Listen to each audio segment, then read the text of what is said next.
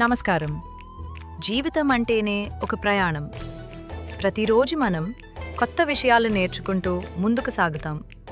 ఈరోజు మనం వంటగదిలో కూడా అంతే ఉత్సాహంగా, చాలా సులభంగా మరియు రుచిగా ఉండే ఒక అద్భుతమైన టిఫిన్ చేద్దాం.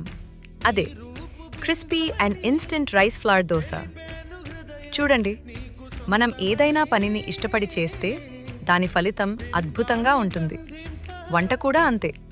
మీరు బిజీగా ఉన్నా సరే, మీ ఆరోగ్యం కోసం, మీ కుటుంబం కోసం ఈ చిన్న ప్రయత్నం చేయండి.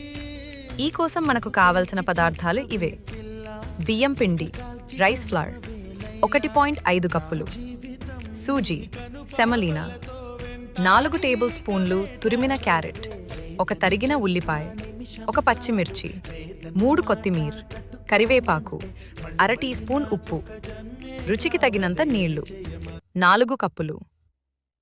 తయారీ విధానం చూద్దాం. ఒక పెద్ద గిన్నెలో బియ్యం పిండి మరియు సూజీని తీసుకోండి. అందులో మనం సిద్ధం చేసుకున్న క్యారెట్, ఉల్లిపాయ, పచ్చిమిర్చి, కొత్తిమీర, కరివేపాకు మరియు జీలకర్ర వేయండి.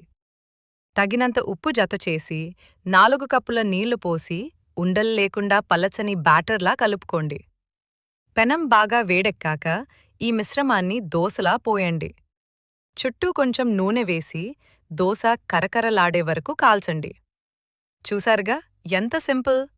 గుర్తుంచుకోండి, కష్టం చిన్నదే అయినా అది ఇచ్చే తృప్తి చాలా పెద్దది. మీరు కూడా ట్రై చేయండి. మీ ఇంట్లో వాళ్లకు తినిపించి ఆ ఆనందాన్ని చూడండి. ఈ వీడియో మీకు నచ్చితే లైక్ చేయండి మరియు మీ అభిప్రాయాలను కామెంట్ రూపంలో తెలపండి. మరో రుచికరమైన వీడియోతో మళ్ళీ కలుద్దాం.